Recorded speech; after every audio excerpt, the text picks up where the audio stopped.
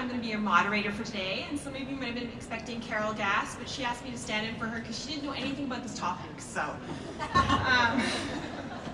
She's a shit.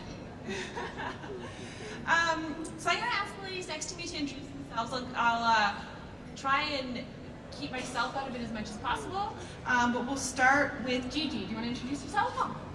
Hi guys, my name's Gigi Edgley. I played Chiana on Farscape. And then they asked me to host the Henson Creature Shop Challenge, so that was pretty exciting as well. I've done a lot of non-alien sci-fi stuff in Australia, but you wouldn't care about that. And then lots of movie of the weeks and other bits and pieces for the Sci-Fi Channel too. And so happy to be here, and thank you for coming. We all wouldn't exist unless it was for you guys. We're the biggest fan of the fans, so thank you so much for having us. All right, and Allisa, you go next? I'm Allisa Swanson. I'm a costume designer. Most recently, I finished off season 7 of Once Upon a Time. And before that, I did The 100 for seasons 3 and seasons 4, amongst a million other things for the Sci-Fi Channel. We seem to all work for the Sci-Fi Channel. And Mortal Kombat Legacy, which was a web series. Hi guys, my name's Teoli. I'm a makeup artist. I have designed for The Flash. I did the first 3 seasons of The Flash. I'm currently working on The Good Doctor. Yay! I know it's not very sci-fi, but it's an awesome show. I did 8 years of Smallville. I've been doing this for 24 years, a very long time. And I'm really happy to be here. Thanks for coming and showing up. And finally at the end, Jenn. I am Jenn Lewis. I've been working in sound, working with sound for 35 plus years. I worked on the Doctor's Case, which many of you will know about, totally. And I have worked, I started off with music recording with bands in the studio. Then I moved into the arts, and I went to the Banff Center for the Arts and worked there, making music primarily and virtual reality. And then I went into video games for 25 years, where I worked on all the Need for Speed series, James Bond series, and a number of other ones, SSX and NHL, NBA, those ones. And then I went to freelance, then I went to Relic Entertainment, where we made Dawn of War 40K and Company Heroes, totally, right? Deep lore. And I am still, after 35 years, passionately in love with sound, because it does something different for every single project it provides for. It's really quite an amazing thing. Thanks. Oh, and hey, I just moved to Wells, BC, if you can believe it. All right, so we're here to talk about women in film and television, and particularly the recently talked about topic of equity, gender equity in film and television. And I was talking to a friend last night. Some people spotted Nichelle Nichols at Crossroads Pub having lunch yesterday. And I was thinking about the fact that Nichelle broke ground in 1966 by being the first Black female integral to the main story of a TV series. And I have to wonder, like, why are we still having this conversation? Very good question. Right? So why do we keep, let's start with that. Why do we keep having to come back to the same topic of the fact that women need to be on the screen and women need to be behind the scenes in the film industry? Well, it's still the old guard. I mean, it takes a lot to break a system that's been in place for hundreds of years, which this has been. So women's value in the workplace is still a question. It's still, for some reason, a woman doing the job is not quite as valuable, even though she might be the sole breadwinner for her family these days. It's still sort of, it's going to take a long time for us to break down those walls. Yeah. And it takes women to also learn their own value, to step up to the plate and fight for what they deserve. And it's intimidating because we're not taught to do that as kids. Absolutely. Teach your young girls to fight for what they deserve. I think it also has to do with having allies, because we're not the one in charge of the decisions yet. It's changing, but those decisions need to come from the people that have the money and the power to decide what's going to happen. And those allies are showing up now, but it's still not converted entirely, right? And it maybe never will be, but things are changing. Most of the producers I work with are still male. Most of the network executives I work with are still male. So until women start taking some of those roles, whether it's the males hiring them or women just wanting to do it, because being a network executive, I mean, you don't have much of a home life, so talking about being the single breadwinner in a family, it's really hard to be a producer and spend some of the hours that you have to if you have a family as well. So a lot of times women are still giving up some of those great jobs, but until we get hired in those positions, the men are still pulling the strings, purse strings as well, in film, from what I see. I don't mind men pulling my strings, but I also like to pull my own strings, and have been really blessed working with the big networks, as you girls have, and we love working for them. And you know, yes, it should be an equal partnership, and sometimes it's not.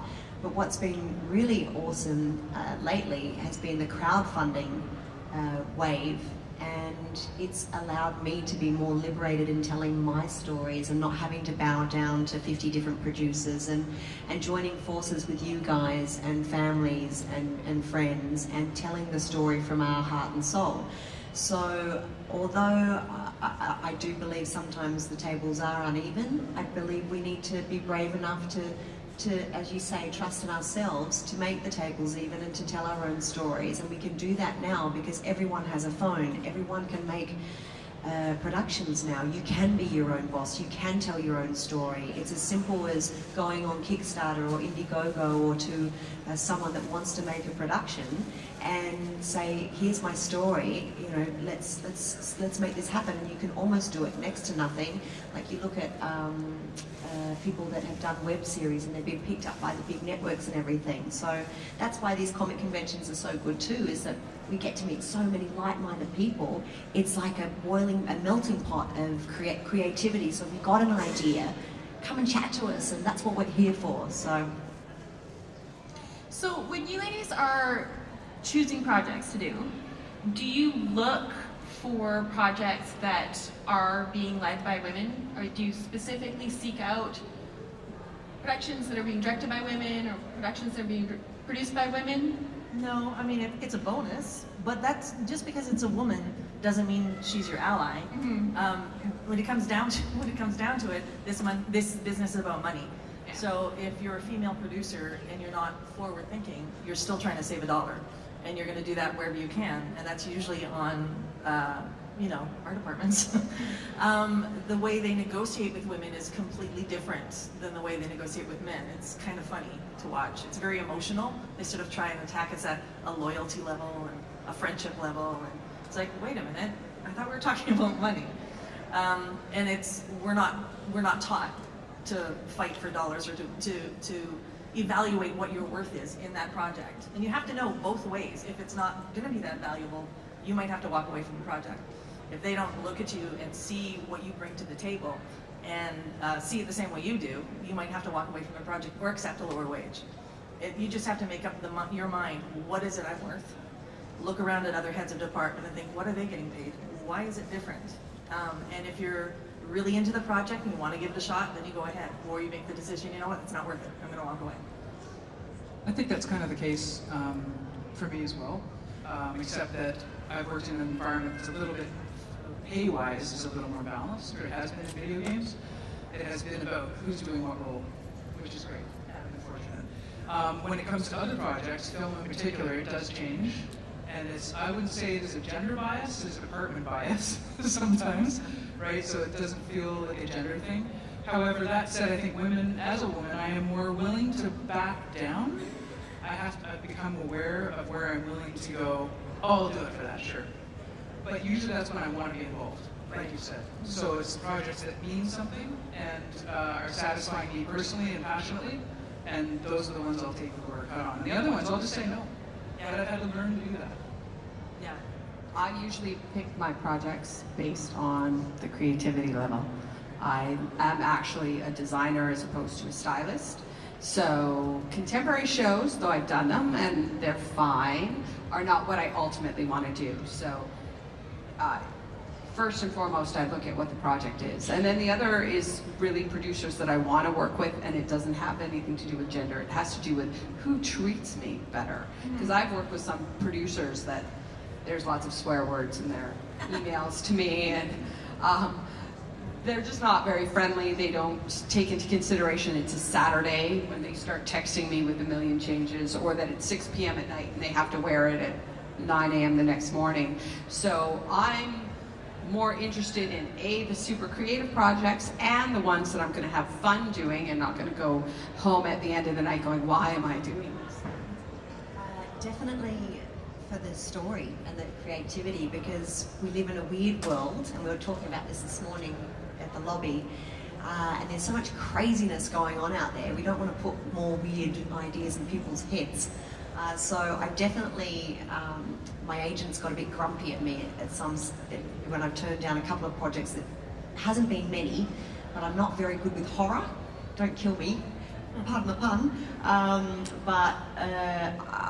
I just, and totally cool if you get into it, but it's just not something I vibe on, you know. And my dear friends actually were the producers, creators of Wolf Creek. I don't know if you guys have seen that over here. And he's like, oh, I've got this great role for you. She's like the lead, and I want you to read the script. And so I read it, and the first scene was her in a very compromising position, getting terrible things done to her. And I was like, oh, and I so wanted to do it because they're my friends, and I was so excited about it because it was a job. And I was like, I just can't physically, I can't allow myself to do it. And my agents were furious. And then the Weinstein brothers picked it up. I'm like, whoops. But even if I knew that from the get-go, I still wouldn't. It's just something that I'm all about suspense and thrill, and if there's a bit of blood and guts, that's fine, but all-out horrors freaks me a bit out. But yeah, telling good stories is what I look for, and it always helps when you're working with a beautiful team, women or men or creatures. So then, Gigi, do you find that happens quite a bit, where you get into a project based on liking the project, and then it changes by the end to something completely different than what you expected it was going to be? I've definitely been on a couple of television series in particular, because films are better because they have a beginning, a middle, and an end, and things don't change too much. Whereas television series, they're constantly trying to meet the ratings and keep people happy, and so there was a couple of shows that I've been on that I love the scripts to start with, and the characters were really edgy and really organic and really challenging, and then they get watered down and watered down and watered down. You have to make this person happy, you can't say that naughty word, and on it goes, and then it ends up just being fluff, which is kind of devastating, because that's a bit soul destroying, and you do get so attached to them. Like, you know, it is your job. It's like working with them. We're so blessed to work in this industry that when you are working, it's you are one big, crazy, happy, insane family. So you want to tell a good story together. So, Tina and Allisa, you guys deal with, particularly with departments. You have a department that you work in. So not only do you have to negotiate your own salary, but you have to deal with departmental budgets. Do you find that there's a different way that the producers deal with you negotiating a department budget than they do with a male in the same role? Well, okay, so first off, I've never been a fly on the wall in negotiations where a male is dealing with the negotiations that I deal with. But I am well aware that what I get paid is less than my male counterparts for the same job. I've been in situations where I've taken things over from male designers. Now, they've been American male designers, and whether it's because they're American or because they're male, it's probably mostly because they're male and a little bit of American, I've known that I've been paid less. The PM has agreed that I have been paid less, but the studio will not pay me anymore. So again, it comes down to, well, do I just acquiesce and take the job or not? So I negotiate as best I can, and if I really love the job, I do acquiesce and take the job, because otherwise I won't work. So I am well aware that I get paid less than my male counterparts. When it comes to budgets, I have handed in budgets for certain shows that have been done by male designers previous to me, and I've had them slashed. And then I've looked at, say, the previous year and what their average was, and I'm like, well, they were averaging $10,000 to $15,000 more an episode than what I'm doing. So again, is that because I'm female? Or is it because of the style of episode? They had more, it's hard to say, but I would guess, if I had to, that it's because I'm female. You're expected to do more with less. Absolutely, 100%. And Because that's what we do, right? That's what we do as women. we do, and I honestly, negotiation is something more than anything else I've had to work so hard on, and I still get to that point where I'm like, oh God, I can't go that. I'm happy I have an agent now. Shh. I think part of the problem, for my department particularly, makeup, is they don't understand what I do. They don't get what I do. So they get a transport department, they rent trucks, they understand what that is. They get a lighting department, they rent lifts, they rent all these things from the grip department, so they say, oh good, yeah, that's why we pay them so much. If my trailer isn't functioning properly, the whole thing will fall apart. You have to understand that your job is part psychology, making sure the trailer is balanced, making sure your actors are happy, not that everyone just looks good or bad, depending on what you're doing. But it's the first place they stop in the morning. They go to their trailers, they come to our trailer, and that's where they start their day. So if you're not running an even keel ship, if you don't have a good team, if you haven't built that all in, if you're not supplying them with what they need, it's not going to be a very good shoot day. And you have to understand what it is you do first. So you can go in and say, really? Because I don't think you'd be able to handle it without me. Put somebody else in there and see what happens. You have to value your own work and explain to them sometimes what it is you do, because they see us on set sitting in chairs with a bunch of bags, running in, powdering people's noses or fixing underneath their eyes. They don't quite get it. They don't get it. Well, and I you did all that understand it morning. because if you're not in the trailer, you're not going to get it. But I mean, if you have somebody who's, unruly or unbalanced, you have to figure out how it is you can make them safe, feel safe. And that's really what it's about. I protect my actors. That's part of my job. I even protect them from the producers. And it's because I want them to be happy and thriving. I don't want a broken actor. It doesn't help me. It doesn't help anybody. Good luck finding him. Yeah. Well, we're all a little broken, aren't we? That's why we're in this business. But it's first about understanding what it is you bring to the table and then letting them see what it is you bring to the table. But it's because makeup, hair, wardrobe is traditionally female-based. Not always. There are some heads of department that are male, and they usually get paid more. But that's why you see it in a departmental bias. It's almost always department divided by gender. They So it's a call little us. convoluted. They call us the pretties. The pretties, yes. That's our nickname. Really? Where are the pretties? Are the pretties here? Are the pretties on set yet? And it's like we do a shite ton more than just make people pretty. Right? Can I speak to the whole idea of being perceived? In video games, what I find, again, I'm not as subjected to being female, right? But what I found really beneficial as a solution is to be proactive versus reactive. And I harp on about this with students. You're in the sound department. You're always at the end. No one's thinking about you. You're going to get slammed. That's just the way it is. So go and get your face in their face and say, this is what I'm bringing to this. And if you come to me with your ideas and your hopes and your dreams early, then we can work together towards getting deeper with this idea. So show them what sound will bring to your Space Marine animation by putting some sound on an animation going, it could be that big. And they're like, whoa, that thing is so big now. And then they're talking to you all the time. And so if you're proactive and you bring your value to the table before you actually get rolling, it's really beneficial. Yeah, you have to sort of learn to work with the other departments as opposed to fighting against them. And traditionally, sort of the director of photography is sort of always a place you might butt your head against if you're in the makeup department, the hair department. But reach out to them, bridge that gap, find out what it is you can do together to make everybody look fantastic. And then you'll find that you have more allies on set, and your value also goes up. You're not causing problems. You're not, you know, fighting for your rights in the middle of the room and screaming, raging against the machine. You need to go up and figure out the solution to the problem. That's why I'm hired. I'm not hired to say, oh, I can't do that, or that's too hard. I'm hired to say, okay, I'll make it work. That's what they expect from me, and I know that's what they expect from me. And as long as they get that, then I should be paid the same level that they would pay anybody else.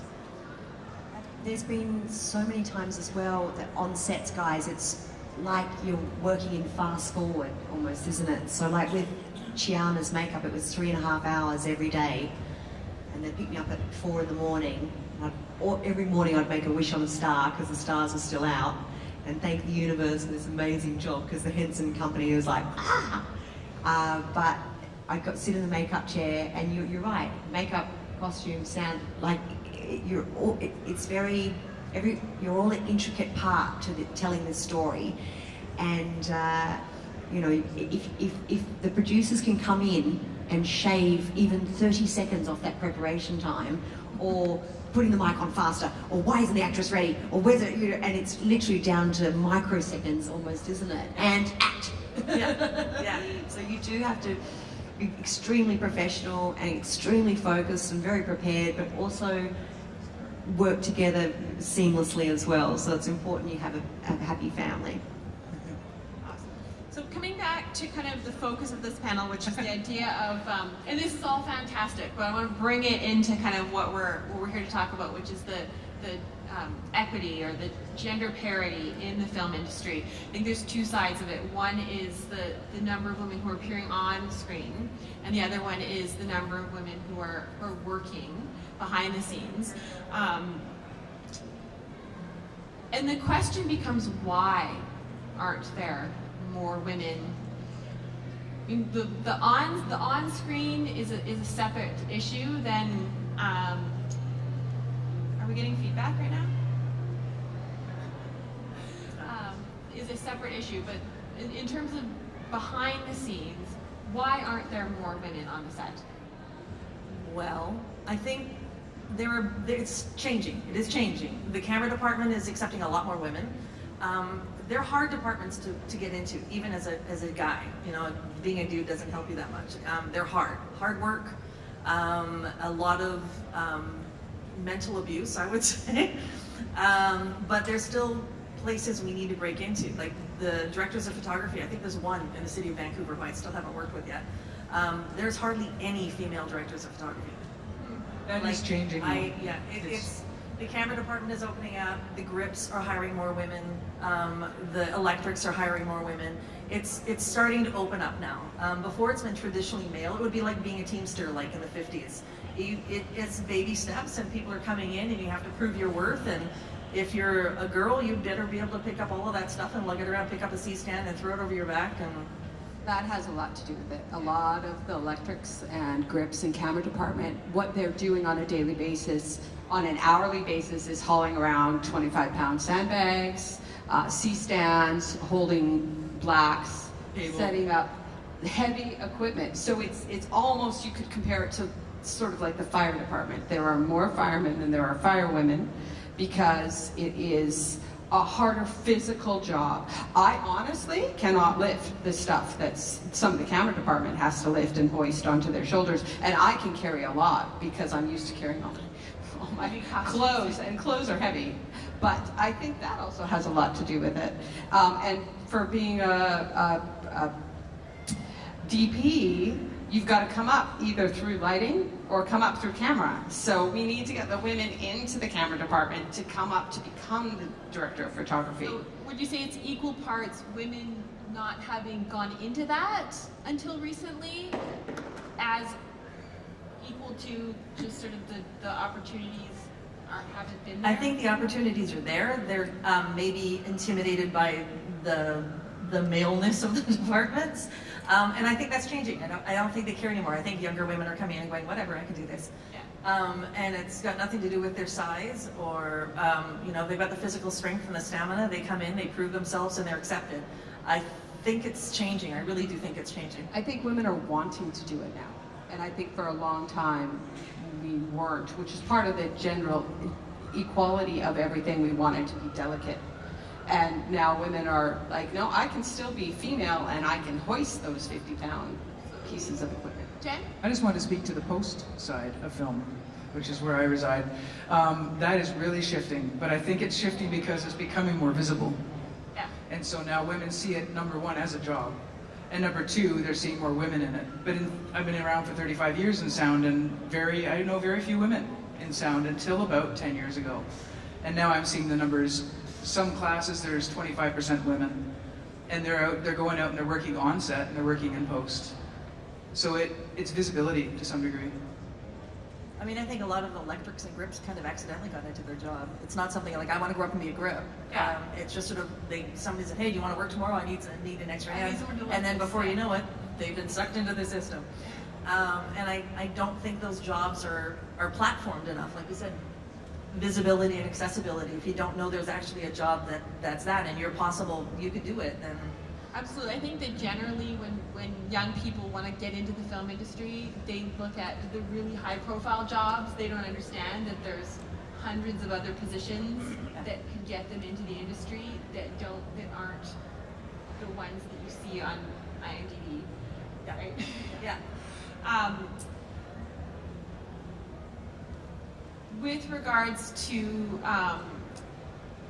some of the challenges or the aspects of the industry that can be challenging, would you say that the balancing of the requirements of the industry with sort of the traditional roles of sort of women's lives cause a problem for women getting, like the fact that we still are expected to be the mom, the wife, do those traditional roles at home really conflicts with the schedule of working on film? I have an interesting story. So I was on this show, I don't know how much I'm allowed to say, but I was on one of the shows in Australia, and it was a very heavy stunt-driven show, and it was very popular at the time.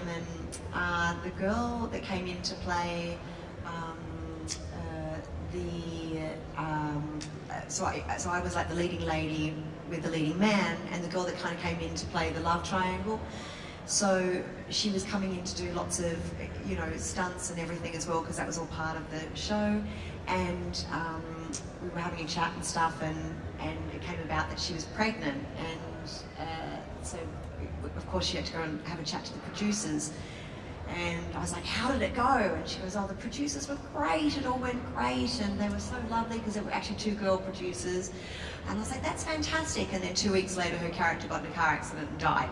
Oh. So, and what a coincidence, it was meant to be a longer arc, we all knew that. And it's like, it's hard, because how do you, I understand that there's certain things that you can't do when you're pregnant or if you're trying to raise a family, but also it's hard for women, because when do you get that little window where you can have a baby and also still be successful at your job and stuff, which is why in the Farscape Peacekeeper Wars it was super cool, because the lady that played Grazer, she'd become pregnant between the series, and they're so amazing, they wrote it in, and her big beautiful belly was starred in the whole series, so that was pretty special.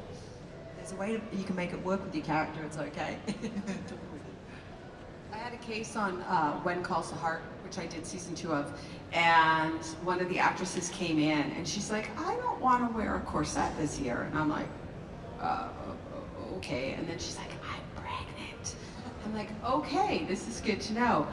What was really nice about that show, and her character, it was a 1910 period piece, well, loosely based period piece. So she was an unmarried character on that show, so there's absolutely no way we could play her pregnancy at all. She wasn't in a romantic relationship, like there was no way to make that work.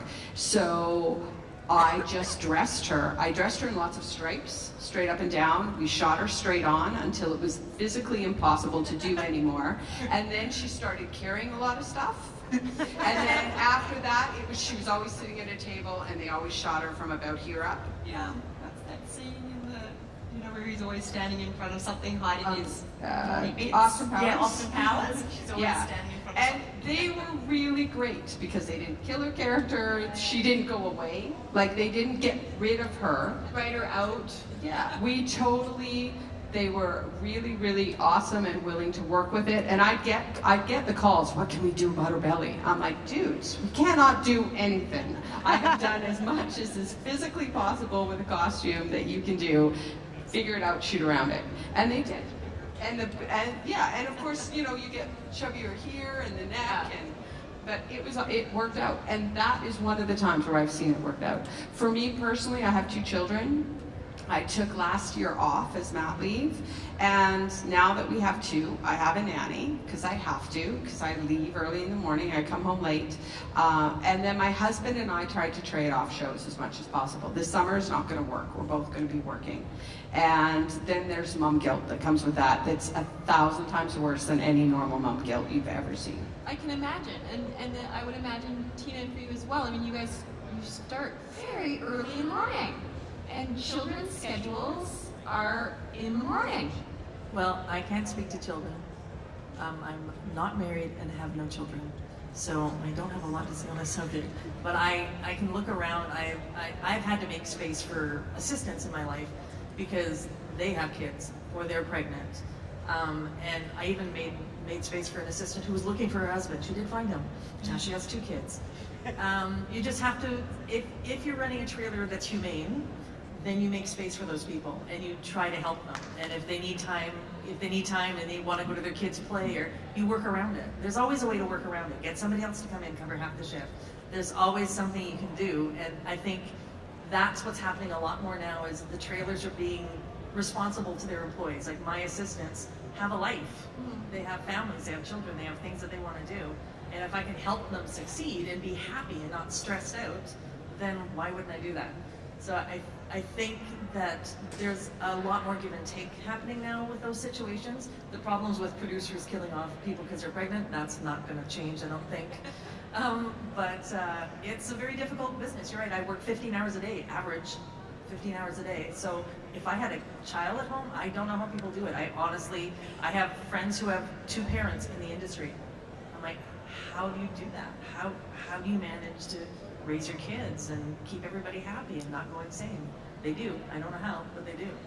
So then in a lot of ways, the industry is easier on families in that way, because a traditional job is not going to allow you to make those changes. No, I think because this industry is so demanding, it's not a 9-to-5 job. You don't work 7.5 hours. You can't go to the bank, you know, on your lunch. You don't have any of that time. That they have to be a little more lenient in certain areas. You have a doctor's appointment, then you have to take 2 hours off and drive to Vancouver, and if you're working in Langley, and because you work 5 days a week, 15 hours a day, there is no other time. And I think that reality, the longer you work on a show, the better it is, because they get to know you. And you have to sort of work that in. You have to be understanding that sometimes the people who work for you are going to need time off, and it's not going to be convenient. It might be on a huge day where you have a bus crash of 35 people, and it's like, that's just too bad, you know. It's a TV show or it's a movie. This is real life for people. You have to put the job in perspective. Do your job, but there's always a way to make it work for everybody. I personally have never had a day off when I'm working on a film, and I've had an ingrown wisdom tooth, and my cheek was swollen twice the size of my other side, and they would like just keep painting the other side, like to make it look even. They're like, there's nothing we can do. It was like this, and they were like, they'd push me like right to the edge of it, and then I ended up having to do the doctor's appointment at the final sort of hour, but had to shoot through the day. I've broken my ankle, had to shoot through the day. I've been throwing up in a bucket on the side of the set, had to shoot through the day doing love scenes. It's a different mentality, isn't it? There's no, we had an explosion, a squib blow up in my leg, point blank, had to finish the day and continue to come back the next day, and we just shot from the waist up.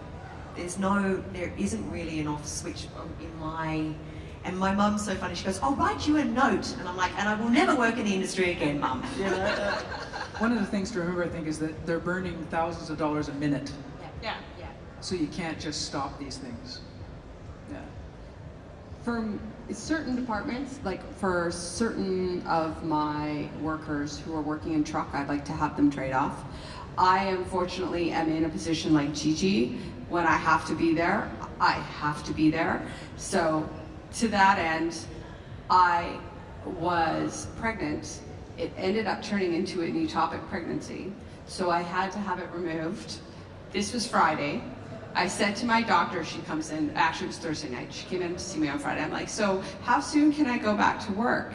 And she's like, well, you should take 2 weeks off. Would you like a note? I'm like, a note's not gonna do it. I was back to work on Monday, and I worked for another 4 weeks, and then it was Christmas holidays, and I took my 2 weeks off at Christmas holidays. I also burst my Achilles one year and had to have surgery. I unfortunately called my PM shortly out of surgery because there was something important I had to tell him. Unfortunately, he couldn't understand anything I'd said because I was still on pain meds. I was in the hospital for 2 days. My then boyfriend, who now husband, picked me up from the hospital and proceeded to drive me straight to work, in which I had to crutch up the 30 stairs to my office, because of course we don't have elevators in most of our stuff, and went right back to work and worked that whole entire weekend. So for some of us, it doesn't matter what we do, we have to be there, or else we get replaced, like fully replaced. There's a lot of people that can replace us, and they're very quick to remind us. That's not really Not gender necessarily a gender thing, but perhaps. I mean, I know some ADs that are male that'll take off and disappear, and it seems to be fine. But it's the costume designer role, it's the actor role, it's certain roles that you just can't leave. Yeah. The work happens when it happens, and either you're there or you're not. I've been on holiday. I've been in Wyoming for a holiday, and I've been called saying, can we fly you up to Kelowna right now? And I'm like, I'm in Wyoming. They're like, can you fly out to Denver tonight? And I'm like, you have to get me a nanny. And I've done that. I've had 2 shows that have actually paid for me to have a nanny because they've been last minute calls, and I'm like, the only way I can do it is if you get me a nanny. And they've flown me up, and I've had a nanny, and that's the end of my holiday. And my husband's there with the dogs going, okay, well, good times. Yay! It's gotta be on the one hand, my holiday is over, but on the other hand, they want me for this.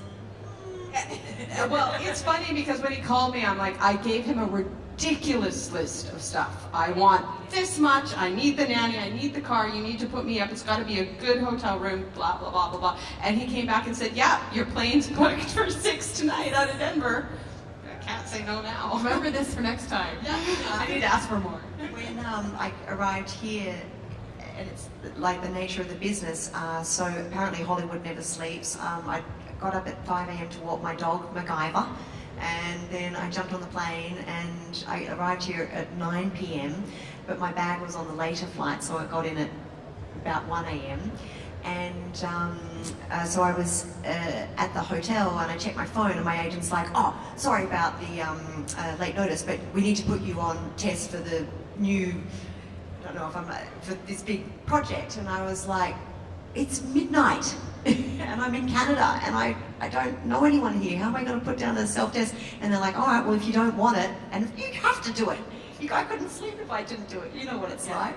You're like, oh, this might be the big one, this might be it, this might be it. So I called Kim, who is an amazing lifesaver, who's in charge of transportation, and I'm like, Kim, first of all, I need my clothes and my makeup, if they arrive. Second of all, I need someone to self-test with me ASAP. And she's like, I'm on it. So sure enough, the universe provided, and the bag rocked up at 1:30 a.m. in the morning. I'm like, tick, I have underwear and makeup, yes. And then the next thing was she arranged one of the other drivers, Paul, who happens to be a drama teacher, thank you universe, to come and read with me. So we put the test down Friday morning at like 8 a.m. in the morning and sent it off. So fingers crossed, we'll see what happens. But you know, that's the industry, is that they'll call you anytime. It can be anywhere in the world, and you will drop everything to do it because we're crazy and we love it. They're not a reasonable bunch. Whenever you go for an interview, they'll tell you it's an interior shoot, and it works in the day, and we won't be doing night exteriors, and it's going to be a really light show, and the hour is going to be kept to a 12-hour camera day. It's always a lie, and we fall for it every time. So staying in this industry is an endurance test. 100%. And so is that the big factor in weeding out who stays in and who stays, who drops out of it? You have to love what you do in this business. You spend too many hours here. If you're doing it for money, you're going to be really unhappy. I mean, I did try to quit the business once, but it's kind of like the mafia. There's really only one way out. I worked on a lot of horror shows for a while, and as fun as they are to watch, they're kind of hard to work on. First off, you start with the script, which you read every single day and go back to every single day, and it's all about killing people and killing people and killing people. And then you go to work and you kill people. And you look at pictures of the people you killed, and then you think, I can't do this anymore. I can't kill any more teenagers. I just can't. I can't do it. And I tried to quit. And at that moment is when all of these really great positive shows landed on my doorstep. So I got out for about a month, and now I'm back. Is there any mentoring that goes on to try and bring more women into the business? Is there any, You mean in the more traditionally male roles? Yeah. I don't think so. There is a lot of networking that's happening in Vancouver anyway that's about women in film supporting each other and giving each other opportunities and directly mentoring. And that is also the same in video games. There are mentoring programs for people in audio that are women, for sure. So the women who are in the industry working We're being paired with them. increase the number of women that are in the industry. All the mentoring I've got and the love and the enthusiasm from all you guys and you guys, it's the people in the industry and the people that watch us and look after us and have supported our dreams, it's huge. And like I said before, we are here because of you guys, and it's very important that you know that. As you can see, we're all pretty down to earth, and we're all here to chat to you, and we're here throughout the whole convention at our tables and stuff, so please come over and say hello, and we want to meet you and share stories with you. But this project that I'm working on at the moment is called the Wonderland Tour, and it's all fan-made. And just as an experiment, I put on my social media. I was doing a convention in New York, and I popped on Twitter and Facebook, and I was like, hey guys, my brother and I, we've played all around the world years ago together, music, and we'd like to do it again. Have you got a backyard, a restaurant, a nightclub, a convention, a lounge room that you would host us at or would want to see us at? And I kind of just did it as an experiment and went, well, you never know, we'll see what happens. By the time I arrived in LA, the response was through the roof. So in 2 weeks, I'm traveling to Australia to start the Wonderland Tour, and we're going literally all around the world, and that is all because of you guys. And that's where my inspiration is, to get up every day and keep doing this weird, crazy, bizarre job, because literally we don't know, or I personally don't know, where the next paycheck's coming in. So it is a constant endurance test, and it's because of you guys that have helped me personally every step of the way. So if you want to check it out, it's www.wonderland.com, and you can come over and chat to me today and I can fill you all in, but it's all fan-made, so thank you very much. Nice, wonderful. Jen. I just wanted to say too that we need to stop thinking about, oh, I'm a woman and I have a passion towards something, but it's not really something women do. Instead, just for me, mentoring is about mentoring passion. I don't care what the gender is. I'd love to encourage women, and I do, but I think if we're just thinking about our passions and moving forward genderlessly-ish, that would be great. Yeah. I agree. Don't think about yourself as hindered by your gender. We have to do that as women. We have to not think about that as a hindrance. Yeah, quit creating limits for ourselves. We allow it to hold us back. Yeah. Oh yeah, absolutely. So Gigi, you talked earlier about doing it yourself. And Jen, you've done some producing. We're seeing some big Hollywood actresses deciding to take that on because they're not happy with the roles they're getting or what they're seeing on the screen. And it's getting easier to do that, to just do your own project. I think this thing that I figured out is, if you love what you do and you work tirelessly to achieve it, it will happen. It's like 1 + 1, you know. So we're very good at making up excuses, or I can't, or I'm a girl, or I'm a this, or it's not paid enough, or whatever. It's like, it's enough with the nonsense. If you love it, do it, and sooner or later, life will figure itself out. We have to be brave enough and courageous enough to believe in our own stories and tell those stories, because no one's going to do it for us. And I think you have to be a little bit fierce too. When you meet Yes. that adversity, you go, I'm doing it anyway. Yeah. And not take it personally, not let it stop you up, and not get pouty about it, and it's going to hurt sometimes, but you just go, okay, moving on, somewhere else, I don't need you on this, I need someone else. Everyone will come up with a reason why you can't do it, and that's more about them than it is about you. It's about their fears and their insecurities. If you want to do something, take the first step.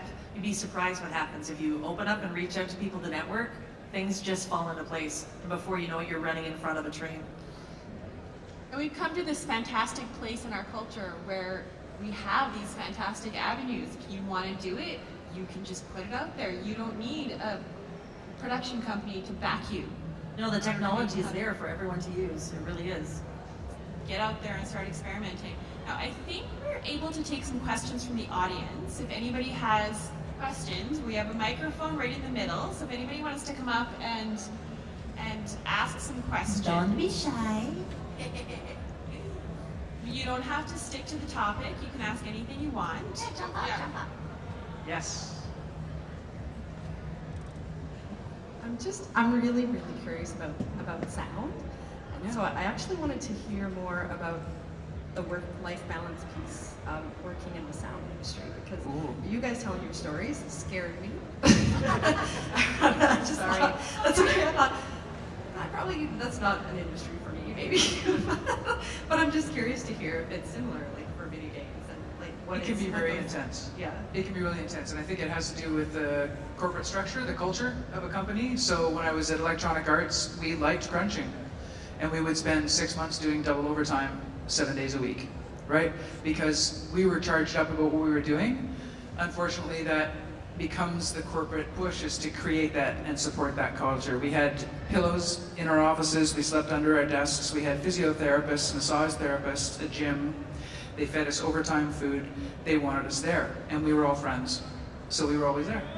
So there's a little bit of personal responsibility that has to go into life-work balance. Now for me, when I'm past that, and I got really unhealthy. I had a cancer scare as a result of the overtime that I was doing. In my mind, that's what happened.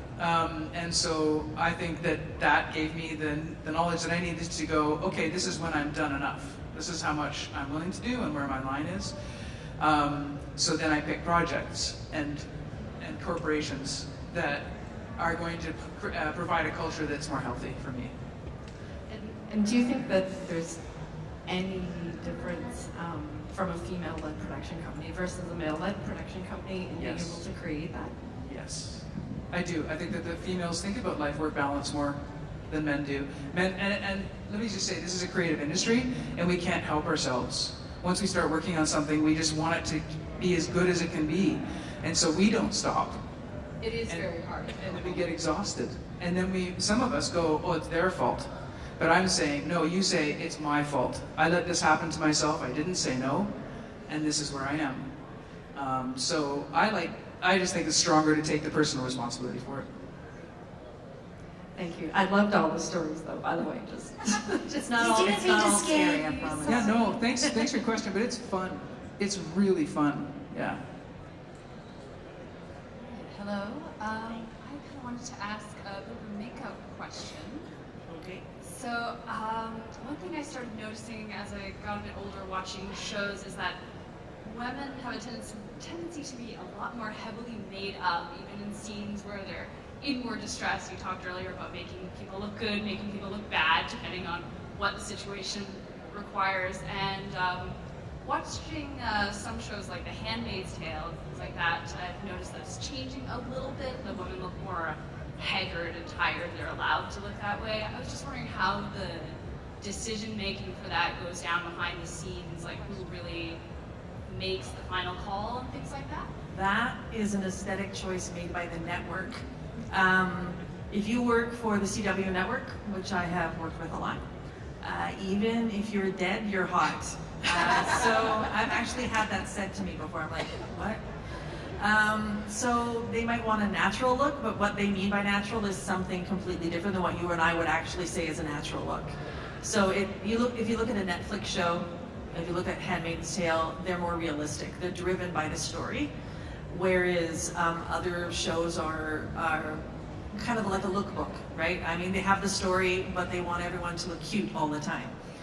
It's frustrating sometimes. Like, I worked on the first season of When Calls a Heart, and it was a period piece, and I thought, great, and we made everyone pretty, we still had makeup on people, but it was very mellow, the network decided to amp it up. They lowered cleavage lines, took off hats, put more makeup on people. Made no sense, because in 1905, that was not gonna happen. But that's what they wanted to see. So it's, the ultimate choice is made by the studios.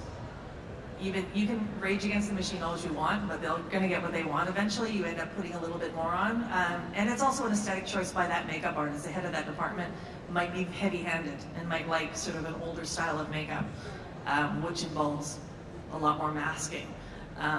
So it's kind of a combination of the two, but the ultimate decision is made by the studio. It's kind of scary though, because every magazine that we pick up and almost every television show now is so photoshopped and so glamorous, and like the Kardashians, oh, I just woke up like this. You're like, what the heck? No chance. It's not how I look when I wake up. You know, it's kind of scary what we're giving out to the little ones, you know, and even to ourselves. It's you know, and there's a beauty in just being real. A girl came up yesterday and she goes, what do you think it takes to be a beautiful person? I'm like, just be real, be yourself, because life's too short not to, you know, so it's nice to be reminded that it's okay to have lumps and bumps and be real and be wearing makeup or not wearing makeup, and that the real stuff comes from in here, which networks sometimes, they like the glamour a lot, don't they? You know. It's amazing thing sometimes to see somebody on screen you relate to a little more, because those flaws are there. Yeah, it's really good. It's beautiful. It's beautiful to see the real thing, because that's how we are. That's like when you get to play a character that's flawed. Like you watch a lot of movies and they're all perfect characters, and you're like, I don't buy it, because none of us like that. You know, we're all a little screwy. So it's very refreshing to play a real person. Are there trends? Are there trends within the industry? Like you find that like There are trends we fight within the industry. Yeah. The Instagram looks that everyone seems to think are the best thing ever don't work on film. They just don't work on. They don't work in life most of the time. But it's something sort of you fight back against. But not really. No, they always want people to look good, even when they're not looking good. I fight against things like people waking up in bed with full makeup on. I think that's a little bit ridiculous. But you have to find a way to make people feel good about themselves in the scene without pushing it over the limit. This is a question more for video games. I don't know if you see it in film as much. But do you ever get frustrated when you're working on sound in a video game and it's Need for Speed and you hear, I don't know, people just anywhere say, oh, girls don't like video games. Girls don't play sports games. They don't play Need for Speed. They don't do things like that. And you're like, I work in sound. I like those things. Yeah, you do hear it, but what can you do about it? You go, well, I'm female. No, I don't really. I don't let that stuff drag me down. I don't need to. I don't want to. I just play the games and enjoy it and not worry about what people assume, right? But I could stand up and go, I like games, and I do that. But I don't have a vendetta to change their mind. I think it's something, I guess, more frustrating on online games now, because you are playing a game and you're talking to someone. There are more women playing games online than men. And you get men and they're like, oh, you don't like this game. And I'm like, well, I'm playing it. Yeah, just keep telling them that. Yeah, it's the truth. There's more women playing online than men. And there's more men playing as women online too, which is very interesting. Yeah. Do you get anything like that in film? Do you guys hear, like, oh, women don't like this, and you're like, I do. I think in life, people make I've had to take assumptions my all the top off time. a lot. You just have to, I mean, again, I think it's more about their limitations than it is about mine. I'll do what I want to do because it's my life and it's the only one I've got, and I'm going to march forward and follow my passions. And if people don't think that I'm capable, that's their problem, not mine. I stand with you. I like games. There have definitely been some situations in scenes where I'm like, is it necessary that I don't have any clothes on? How does this move the plot forward? Why doesn't he not have any clothes on? Can't we see his stuff? I actually had an interesting experience working on the Bond games, and they were making the women's dialogue really weak, and it was bothering me. Yeah. And so all I could do was gently sit in the meetings and go, what if she said this instead? What about if she was a little stronger and like challenging Bond? Because you know Bond likes a challenge, and so that's how we can exist in that environment and shift things. But you can't go, that's crap. Yeah, you gotta. Right, that attitude does not work. No, you. Then you're out of the meeting. You're not in the next meeting. Thank you. Thank you.